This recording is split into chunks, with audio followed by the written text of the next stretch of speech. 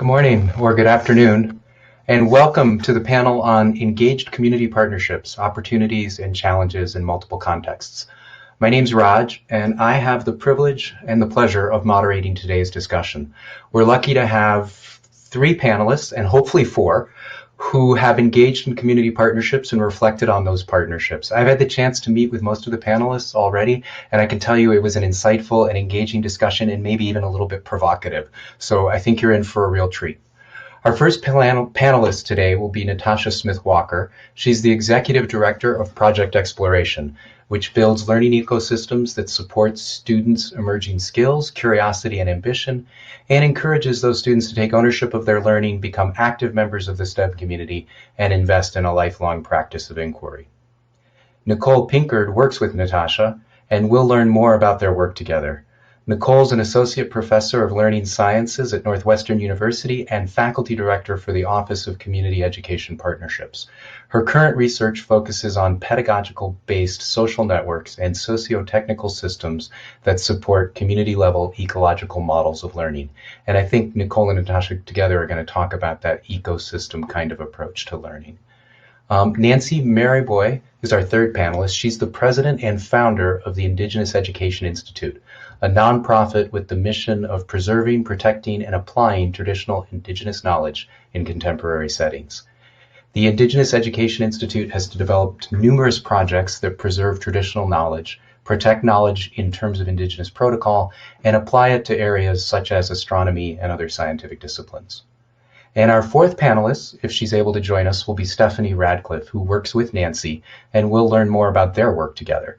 Stephanie is the executive director of the Wild Center, which is a museum of science and of nature, and it is dedicated to making the Adirondacks a model for how humans and a thriving nature can live together in reciprocity and the ways in which science can be part of helping us move beyond our present challenges. Anyway, let's jump right in. My first question is for you, Natasha and Nicole, and I'll actually start with you, Nicole. But I wonder if you could tell us a little bit about your partnership, please. What are you doing together, and what makes your partnership work? And Natasha, I think actually I'll start with you, if I may.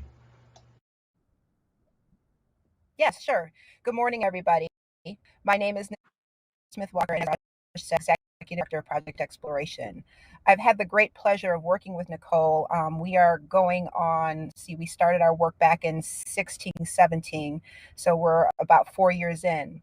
Nicole actually sat on Project Exploration's NSF Includes grant, which was really looking at what were the challenges and barriers to expose children in a community called Austin in Chicago. It's the largest geographic, however, it also has various challenges around education and most definitely around the ability to engage students in STEM education. After we did that work together, initially just kind of looking at what was going on in Austin, Nicole and I started to have a conversation, and three key things came out of our work. One was really understanding the demand for STEM. The other one was around exposure. And the third one was really around how do you actually create momentum to build that. As we started to talk about that at our Westside STEM Learning Center, what we recognized was we needed to start to really think thoughtfully about human capital, individuals that actually could work in community to expose and to help develop demand for STEM education within that particular community. That work really led for us to start to really work deeply and think thoughtfully about what it means to actually do this local micro work, but also be intentional about the kinds of things that needed to come in from a macro level. The partnership has actually yielded quite a bit of momentum because we actually expanded beyond the Austin community, specifically with our Chicago Park District partners. That work really helped us scale what we're thinking about, and the partnership has really been a benefit to both our institution, Northwestern, but most importantly to our Austin community and our Chicago Park districts. The really interesting thing about that is that when you start to develop those ecosystems, those concentric circles start to grow. And I think that one of the things that we recognized, despite the fact that we hit COVID and we had to really pivot, it actually helped us to deeply think about what it meant to work within within partners and a variety of different moving parts. And so I feel like that was kind of how we started our work.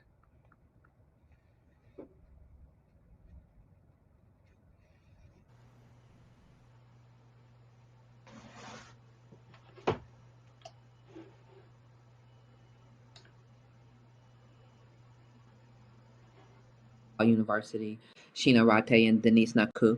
And the reason I say that is because the level of scale of the work oftentimes necessitates expanding the partnership. So when we first started working together, we were thinking about programmatic impacts and understanding our work we were doing with Divas, the work she was doing with her STEM ecosystem, her project exploration. But quickly, we expanded to think about city level work because we were both working with the mayor's office to think about how do you take the work Natasha was doing and to think about it at a level of at the community level. And so I think that type of partnership at scale instantly changes the dynamics, changes even the power dynamics in a relationship. Whereas we came with understanding city level patterns of opportunity. We really had no way of really understanding how do you operationalize and think about working at the hyper local level in the community.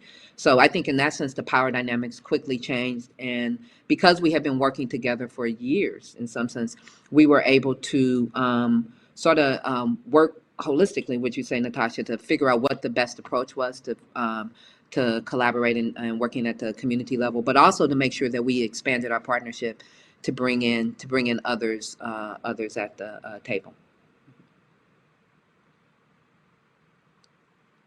Thanks. I'm gonna switch over to you, Nancy, now, and ask you if you might introduce the work that you've been doing with Stephanie and some of the strategies you've used to make that partnership effective.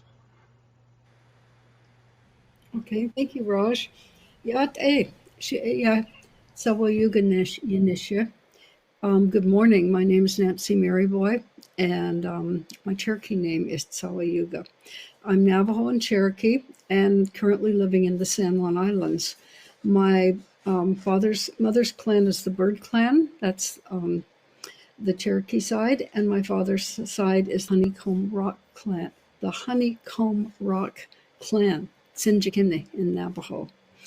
I'm currently living in the San Juan Islands in upstate Washington. I would like to also acknowledge that I currently reside on the ancestral lands of the saltwater salmon people of the Salish Sea, who have called this place home since time immemorial. I honor the inherent and acquired treaty rights of the indigenous peoples of this land and waters. That is a Indigenous protocol introduction, and just to start with, introductions are one of the most important things you can be doing in the Indigenous worlds, as it gives you a place, a sense of place, and also of relationships to the people that you're talking with. It's a great pleasure to be here talking to you all.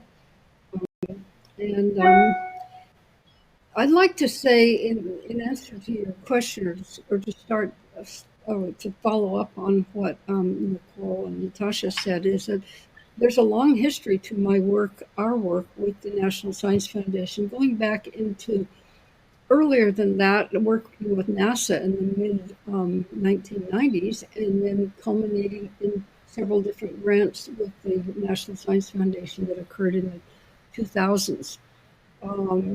We were lucky. There had only been one other grant that really looked at partnerships between Native people and non-Native people at that time, around 2000, and that was run by Bonnie Sachitella Sawyer and her partners from the Blackfoot Nation. Anyway, they were a model for us. They were the only role model we had. But Isabel Hawkins and I wrote a grant, and it was awarded, and it was called the Cosmic Serpent. And that grant gave us funding to do a series of professional development week-long conferences. This was the first time that this kind of partnership had been led by a Native institution, which was Indigenous Education Institute. And interestingly enough, it was probably because UC Berkeley was behind us that they were the co-eyes, I think. But we felt very fortunate to have it. We were jumping off a cliff or jumping into uncharted waters. There were no role models for us other than what Bonnie had done. and her project was on the Missouri River tribes. So we ended up with 101 different institutions, science centers, and science centers, science museums, and tribal communities and tribal museums. And it was life-changing for so many people, and they went back to their museums having this knowledge of, oh, we can partner with these indigenous peoples. But when they got back to their institutions, they found there was no that there wasn't a place for their knowledge. Nobody else had experienced what they had. Nobody had begun these relationships with Native people.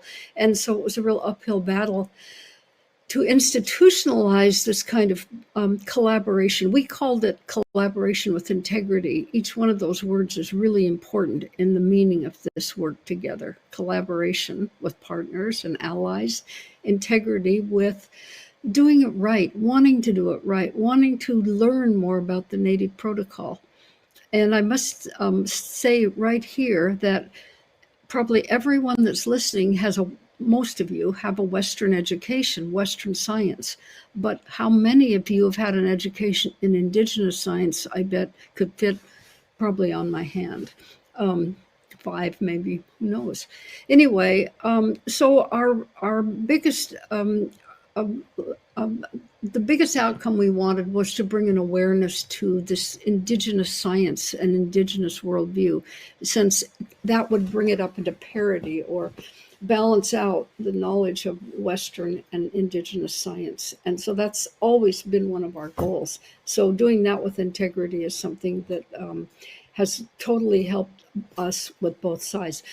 I have more to say, but I'll stop now and let me just say something. I hope Stephanie gets on, because one of the things we wanted to discuss here is our partnership with the Wild Center, and I'll wait on that till she comes on. We can talk together. But just to continue for a minute, from there we got a grant called Native Universe, which took 3 museums, and OMSI, the Durango Powerhouse, and the Desert Sonora Museum down in Tucson. And we actually did 9 months residencies at each one of these museums through different ways that we could find to showcase Native ways of knowing and how they could work in tandem with some of the sciences. And so we had things like pottery making in a Native way, but then we would have somebody talk about the science and the chemistry behind pottery making. And in those ways, we had different ways of teaching, bringing to light commonalities, similarities, while we retained the integrity of each way of knowing. And then we've got another grant called AISL, which was to bring together grassroots Native people doing really good work in the science and STEM, and most properly in their own communities, and putting them together with each other. And then we took the results of that Albuquerque conference, we took to Washington, D.C., and we invited different federal policymakers and funders. And so they could come into contact with the people doing the grassroots work and learn from each other. And that was really successful. And that's where we're hoping will continue, because this idea of relationships is so important, and the time that it takes to build them. And now I will stop here. Thank you, Nancy. I'd like to dig in a little bit to this idea of good, authentic partnerships with integrity, and ask you if you could share a little bit more about what those partnerships look like. We've heard some things. We've heard grounded in history and recognition, respectful of protocols. We've heard a kind of hyper-local working out. We've heard levels of ecosystem. We've heard deep trust and a foundation of work built over time. I think everybody's emphasized that. And we've also heard a little bit of a willingness to take risks, and maybe even a kind of parity between different worldviews and a mutual respect. What else would you say, or what would you call a good, authentic partnership? Nicole, can I start with you, please? I think it changes. So I don't think I think for me, the term is reciprocity. Because I think what's necessary is constantly changing and you have to constantly balance the needs of what you've agreed upon together to do, but then the daily realities of each organization, and also what it is that you learn in doing the work that necessitates change. And so for us, um, what works is constantly being in conversation and communication, and saying that what we've agreed to do is have a conversation and agree to move together, and try not to, and Natasha can speak on this, we try not to hold fix an outcome, because I think when you hold the outcome fixed, that's, I think, where challenges come in place. What we hold fixed is the ability to engage in the conversations and the questions together. And I think particularly in our work with in the pandemic, what we ended up, and I think it's important to use that as an example. What we ended up doing was very almost 180 degrees difference than what we started out, but we didn't hold fixed the outcome. What we held fixed is the commitment to engage with to be a service to the community, and then we as academia had to be quiet and understand and listen to what that meant, how that could be brought forth in the time that we're in. So to me, it's reciprocity, and the flip side of that is also, would say with that is, Natasha and team had to listen to understand, well, there's things we needed to do to be able to carry the work forward in that moment. So we always, for me, go back and forth around reciprocity and understanding the unique needs that we each come to, and figuring out how we can achieve shared goals, but in ways that have value and address the unique needs of different organizations. Natasha, how would you push back on me on that? Yeah.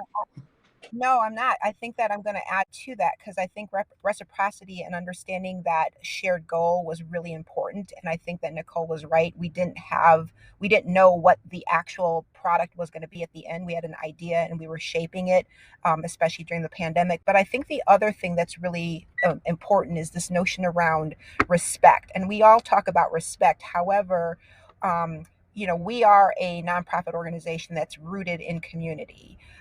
Nicole, her team, Sheena, everyone she's talked to are academics that are doing this kind of work within communities. And I think that we very quickly recognized and respected our wealth of understanding and knowledge, and we complemented one another. There was never an occasion where I felt like Nicole or our other academic friends were feeling like this is what you need to do. But it was more like, how do we actually identify unique ways of taking some very good, sound best practices and implementing them within community and making sure that community would embrace those things. So, reciprocity for sure. Respect was really integral. And I think, this notion that we were all open to learn. There was a willingness, there was an openness, and frankly, there was this ability that we were a team. 2 years ago, this trip that I'm making downstate, Nicole and I did that, in the city of Chicago. We went to the south side and the west side.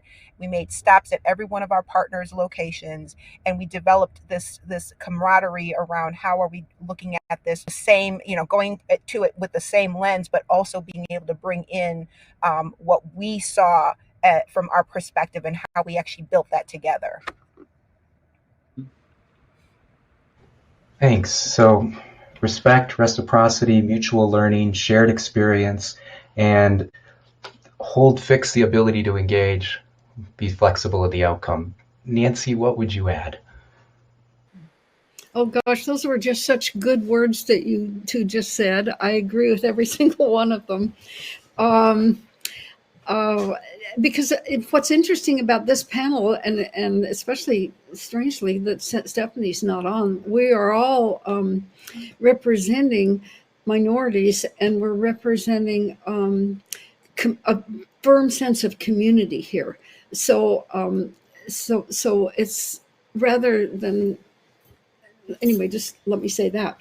I think another thing we learned along the way was the real value of co-creating right from the start. And one of the things that I will always say when I'm asked this question is, probably the worst thing you can do is write a grant, get your money, then go to the community and say, hey, we've got some funding and we want you to be part of it.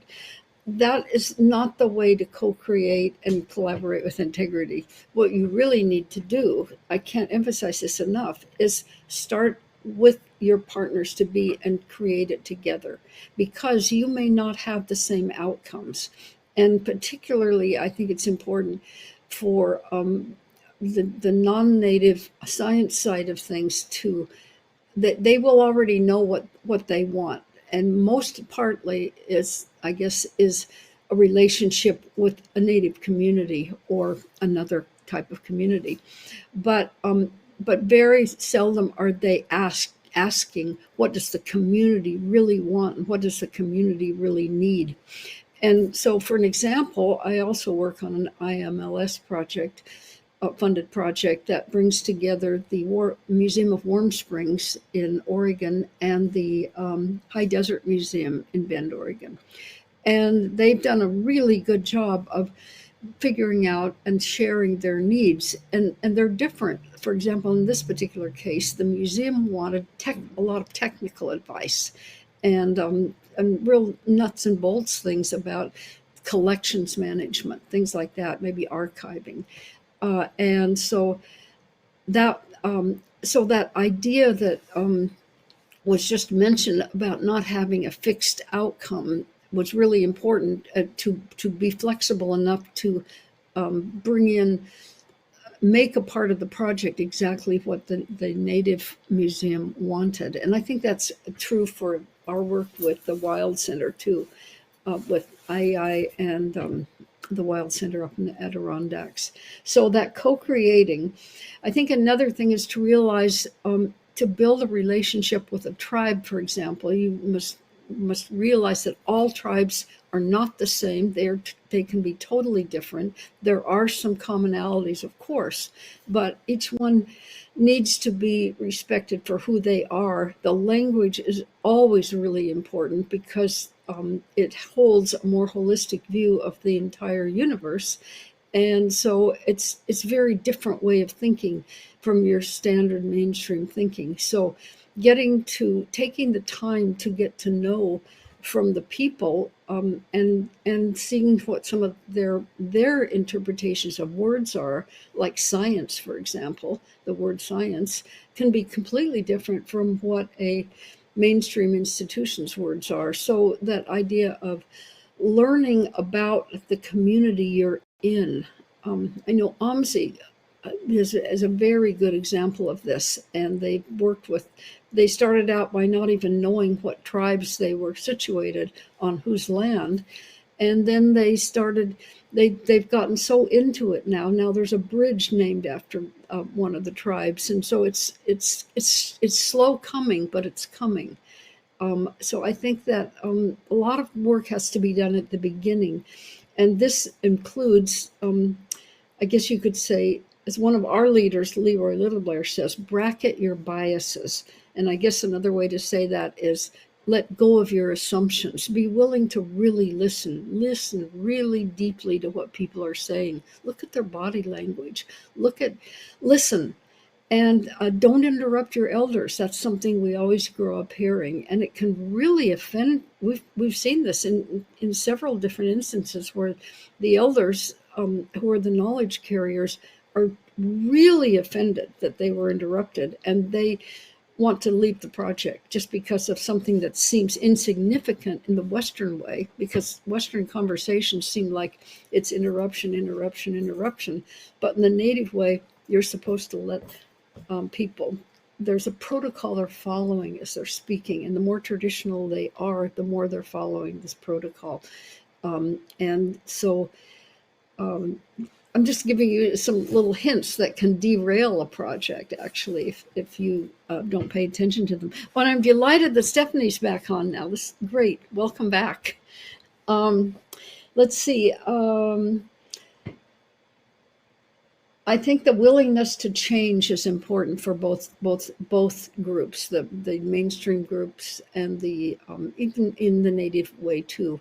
And it is good to realize that most tribes are interested in STEM, and they do want to have STEM opportunities for their young people in the schools and in various community projects. So that they also are working for a collaboration. I'll stop here. I'm going to bounce back to the rest of our panelists. Nancy, thanks for what you shared. I'd love to dig into sort of the ways in which good, authentic science engagement can foreground justice and advance equity, and maybe to Can throw you a hear little bit us? of a curveball in. I can hear you. Raj? Can you hear me? Yeah. Okay.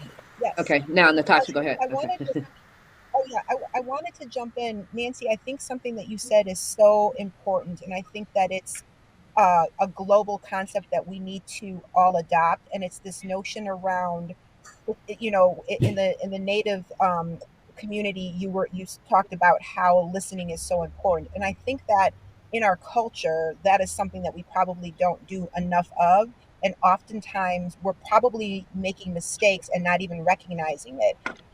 The Chicago Park District has a very distinct culture, and both myself and Nicole have a really great partner that we work with who has helped us learn that culture. I've worked with the park district over some time, but I even learned some things. And I think that when you talk about what are some really key principles, Nancy, what you said was really important because it was really around this notion that you must respect that culture, that community. You must be mindful and be open to listening and taking that feedback because that's the only way that we can actually impart change and develop what is important for all of us to gain, and most importantly for the young people that we're trying to serve. Mhm. Thank you. Ca- Could any of you would you be willing to talk a little bit, and I'm throwing a curveball in, would you be willing to talk about how you've navigated power differences, maybe larger systemic kind of power differentials that had the potential to derail your projects, and how you manage that? Hmm. Wow. Was that Hmm. Nicole? Yeah, okay. Yeah. Okay.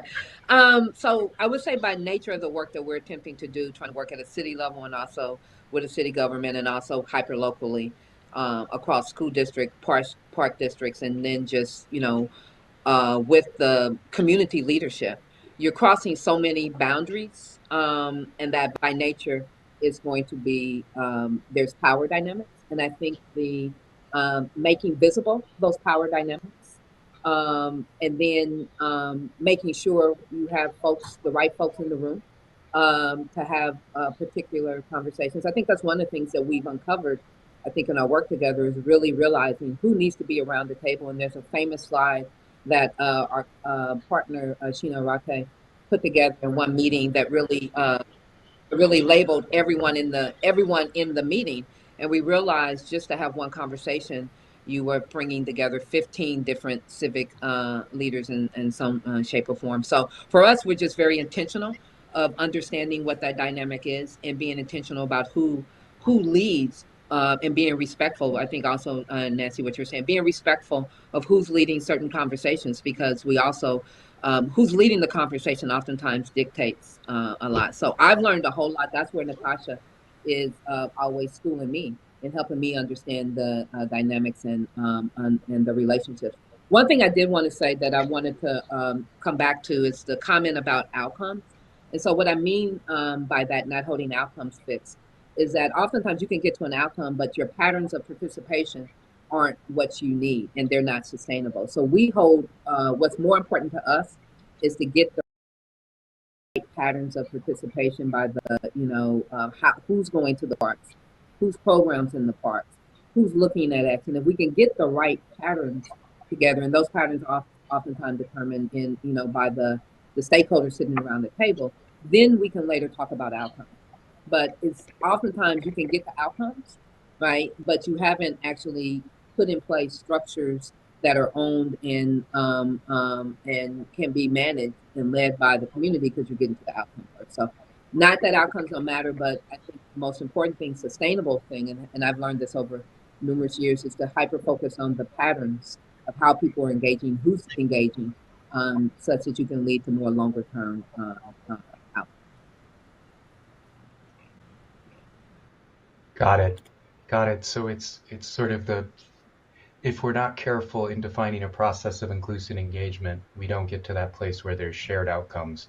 We end up sort of prioritizing maybe one set of outcomes without really listening to community priorities. And that kind of brings us back to Nancy's point that communities know what they want and they have the right to determine their future and engage science in support of that future rather than scientists or science educators coming in and telling them what they should do after they've already gotten the grant. What else would you add?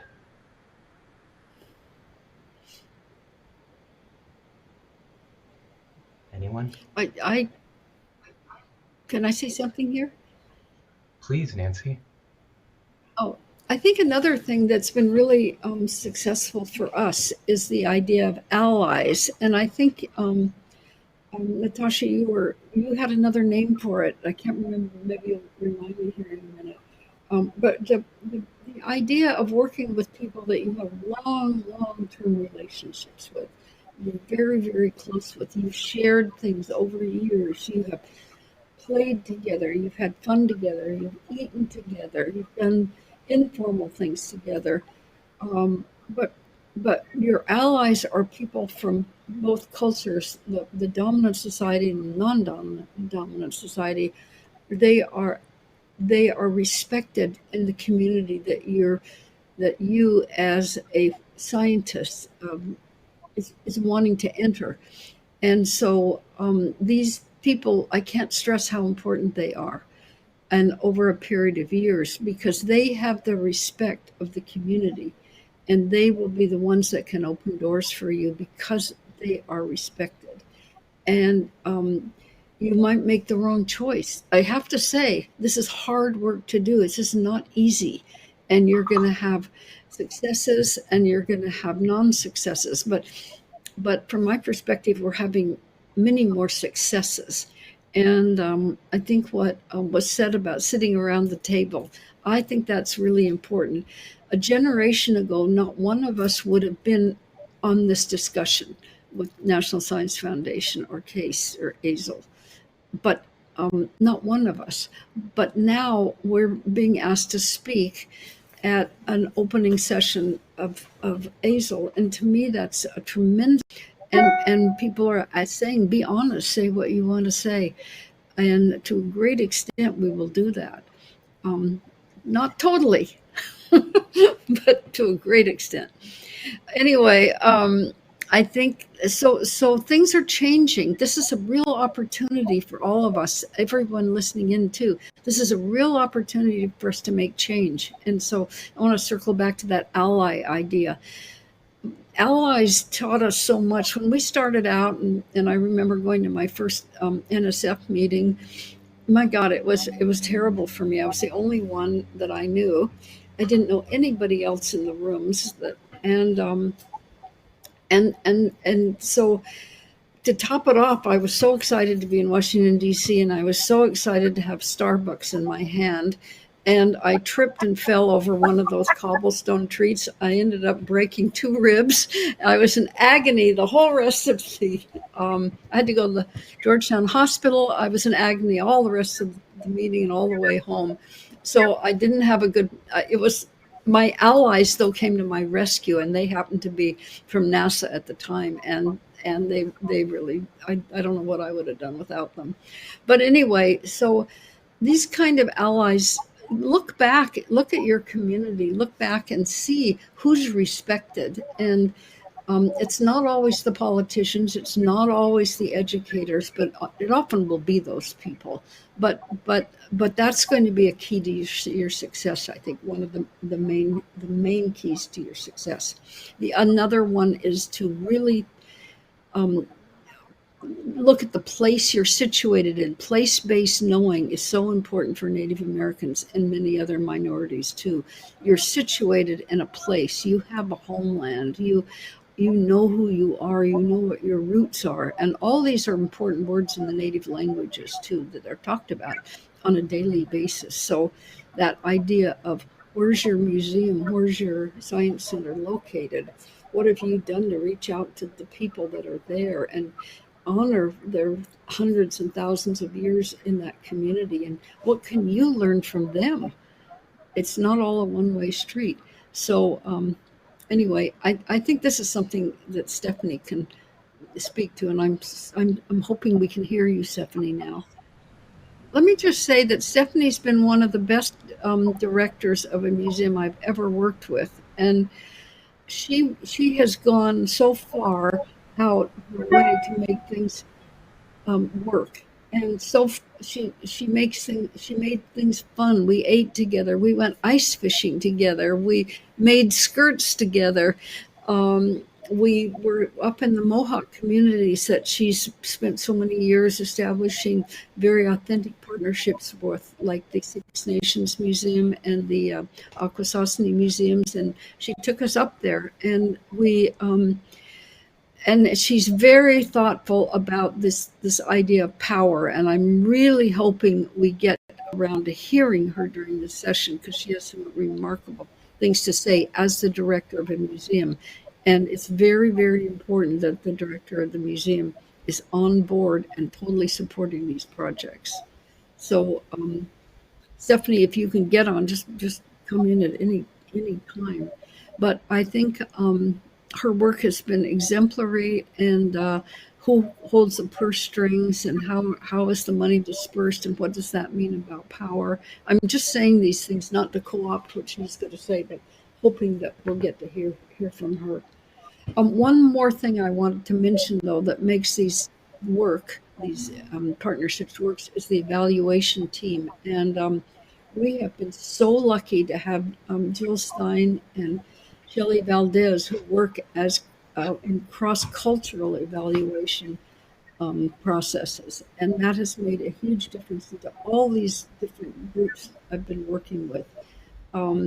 Because you're not just evaluating the success of a project in terms of the NSF, the NASA outcomes, but you are also seeing what does success look like from a community point of view. And I can't tell you how valuable their work has been to everything we've done. So having a PhD woman from Laguna Pueblo, and a soon to be PhD woman from Oregon State University who is non-native, and the beautiful way they work together is just role models for every project.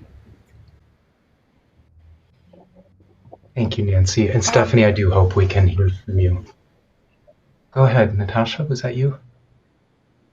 Yes, that was me. Thank you, Nancy. There's so much that you said that there was a couple different things that came to mind for me. First and foremost, I think that one of the things that we talk about are value holders. And the reason that we actually shifted that to that language when we did our Includes grant was because there's stakeholders. And oftentimes when you think of stakeholders, you're thinking about all those people, the politicians, and sort of those official folks that need to be part of the conversation. But value holders are some of these other entities that may have nothing to do with STEM, but perhaps bring some value to that conversation.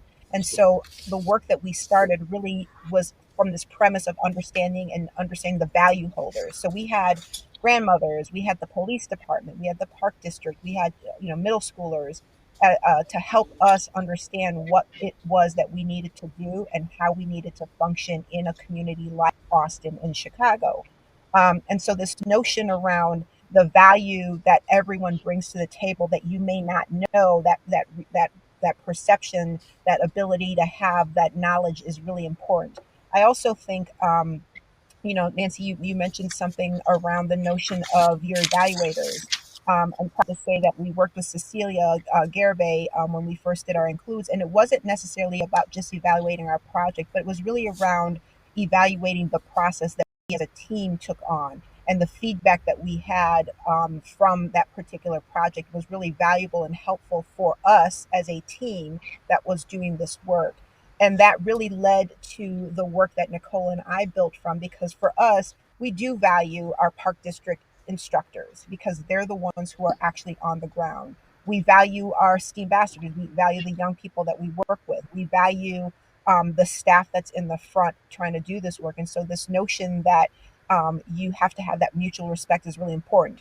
The other thing that I want to bring to the table is that, we all know broadening participation is really a big sort of item that we are all trying to work for. It doesn't happen globally from a macro perspective. What we've learned in the work that we've done in Austin since about 2016 is that it takes some incremental steps, and now we're at a stage with the work that we're doing that demand is starting to increase. And so now we're having partners saying, hey, we'd like to scale up, we'd like to do more, we'd like to actually help us build this lab in our facility or in our park. And so what we've learned is I that cannot hear you, that demand, host. the demand actually then really has to come from the community, and that's how we actually really impact change, and that's how we actually create that notion that we're broadening participation, because it's coming from within communities, and we're not it's not just this notion that, oh, we're going to bring more science. No, now everybody wants more science. Thank I think you. we can hear Stephanie now. Yeah, I'm going to jump over to Stephanie, and then Nicole will come back to you if that's all right. Okay. Stephanie? So I guess I'll go back to what Nancy was asking me to respond to, and the issues of power and purse strings. And I think that one of the things that I came to realize during this project is that even though we had tried very hard to make everything equitable and equal in how we structure the project, and we have to definitely change that along the road, that I came to realize that because we held the purse strings, that there was a lot of power in that. And as much as we tried to build into the project this equality, it just, at the end of the day, who holds the purse strings are the one that has the power. And I appreciate what Nancy said about, as the executive director, that I had the ability, and actually just because I have worked with grants, knowing that the granting agency obviously wants you to succeed, you propose to do something. And so I wasn't timid about changing and going back to the program officer and reshifting funds and money, and actually even priorities within my organization, to make sure that the sort of original promise. Nancy had this other really great concept that she has shared with me from the very beginning, which is collaborate with integrity.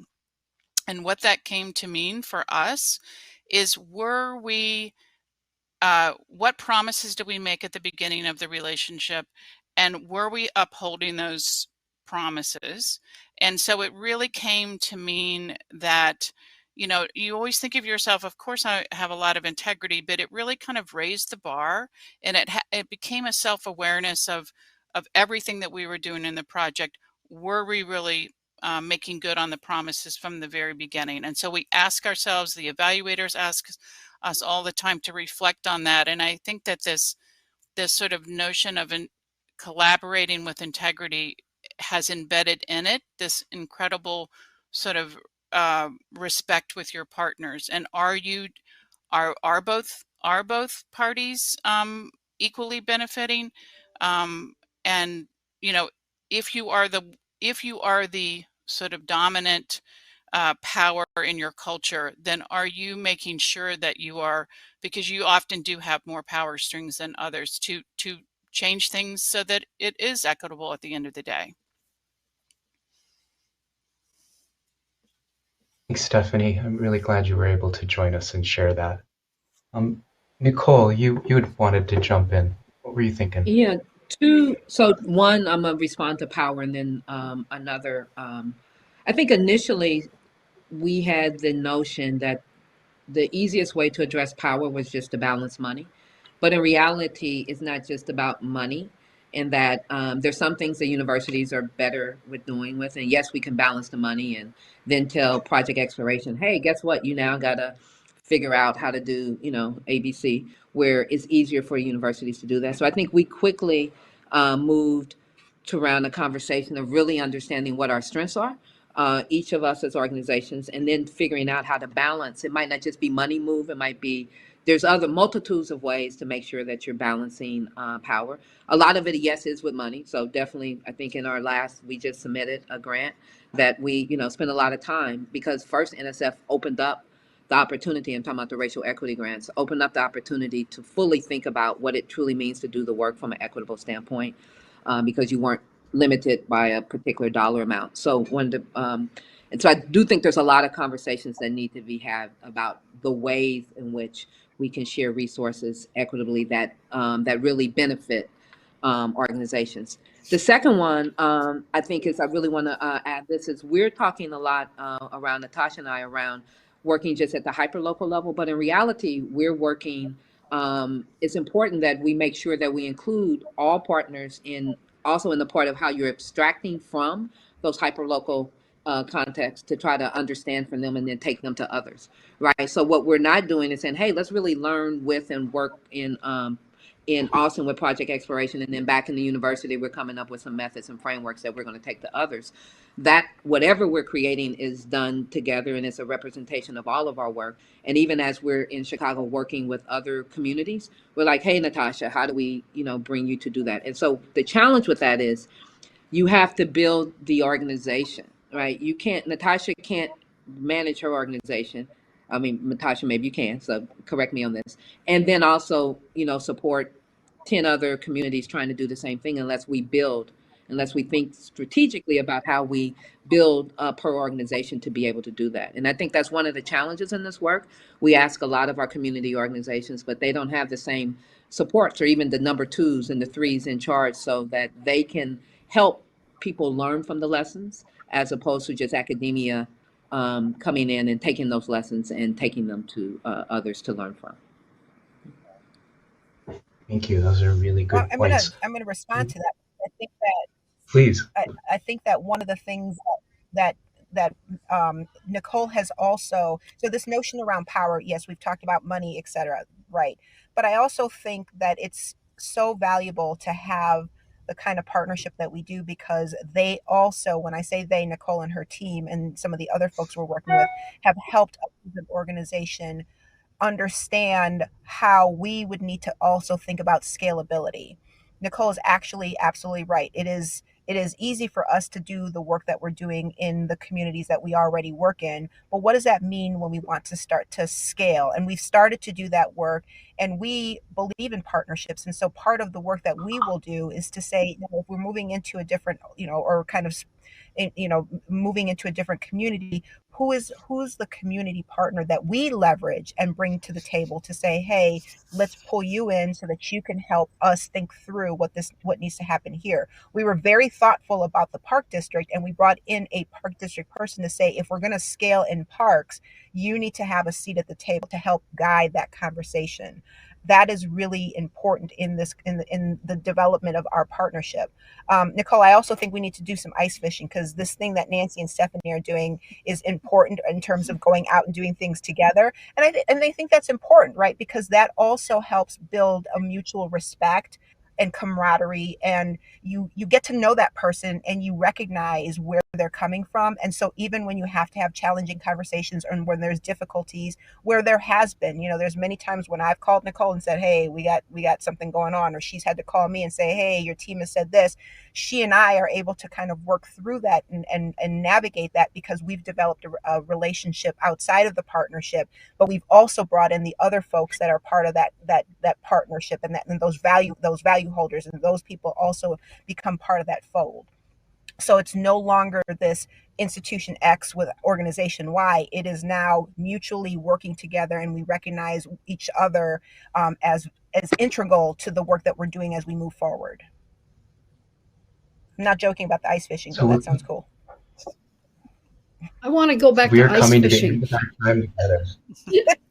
I think We've only got about 3 minutes left. So please go ahead, Nancy. Finish us off. well, we went out, myself and my research partner David Begay, with Stephanie and a couple of others, and we were all fishing. But this shows you something about perspective. I was sitting there freezing and wishing a fish would bite. I was wishing it with all my power. David, on the other hand, was sitting there freezing and praying that he would not get a bite. And I asked him later, I said, why? And he said, well, it was cold, and he had different reasons. But basically, he didn't want to hurt the fish, I think. Anyway, later we went and ate the fish too that we caught. It's just a wonderful example of coming together, sharing these experiences. And here we are, all these years later, we're still talking about ice fishing. But I want to, no, I won't. There's so many more things we can say. I'll send it back to you, Raj, because you're our wrap-up guru. Yeah, unfortunately, and I'm sorry, we've come to the end of our time together. I guess I'd like to invite each of you to just share one thought or one idea. It can even be a word, something that you'd like the audience to sort of hold on to and think about as we move into the next session. And then I'll close it up. And maybe we'll end with those thoughts. So I'll set up the close, and then I'll ask each of you to just share a kind of a going away thought that we can all kind of resonate with. Anyway, thank you so much for what you do. Thank you for the way you work as much as the work you do. And thank you for being willing to share your insights, your knowledge, your experiences with us today. We've explored a lot of things today. And the opportunity here is that the conversation doesn't stop here. The work doesn't stop here. The work doesn't stop for any of us individually, but it also doesn't stop for us together, even in this conference. We have an opportunity for folks to continue these conversations, to continue these themes in the hallway, as it were. In a real conference, you'd be able to walk out into the hallway and keep talking. Here, we're going to set up a set of critical conversations, small group sessions where people can dig more deeply in to the ideas that they've heard, the ideas you've shared, and really sort of unpack them a little bit. So take a small break, get a cup of coffee, get a cup of tea, whatever your beverage of choice is, and please come back for these critical conversations. We've got a couple of prompts we can share. But these are really your conversations, so take those conversations where you want them to go. One of the things you might explore is this notion of power differentials. There's a lot to unpack there and to think about, especially in terms of funding, decision making, support, the kind of historic support institutions, different kinds of institutions have been provided. It'd be interesting to explore what that might mean for AISL going forward, or AISL. I'm not sure how to pronounce it, AISL. Another thing you might talk about is, we've seen, in my own personal experience, working with communities has taught me so much about equity and justice and what equitable practices look like. And that's been something I've been able to bring back into the community of science. What other opportunities are there for the culture, the practice of science to learn from community groups? What other things might science learn? And finally, if we looked ahead in 50 years and we saw that this kind of engagement that our panelists have described today was not unusual, but was just the way things were done, what would it take us to get there? What kind of institutional and systemic changes could NSF be leading to get us to that point? So those are some ideas of what you can talk about after the break. As we go into the break, I'd like to leave you with sort of a final gift from our panelists. And I'll just go down the list. Stephanie, what would you leave folks with today? I would just leave the notion that, you bring things to a partnership and your partner brings things. So what are those things you do best? And bring those things and amplify those things. And you can't do everything all the time. So what is it that's happening in that moment, and that you, even as a person, personally, can be most additive in any situation, and just emphasize that, build on that. That's the piece. Is it the organization? Is it your perspective? And then listen really hard when your partner is trying to tell you who they really are. Thanks, Stephanie. Nancy? I would say nurture your relationships, much as what Stephanie said. It's a constant nurturing, it's constant caretaking. And when the grant is over, with NSF, when it's over, it's over. When you're in the Native community, it's not over. You're living your life there. So people can't understand why the funding is ended, why the project is ending, why nobody's talking about it anymore. So that's not exactly the same as sustainability when you think about it in a native way.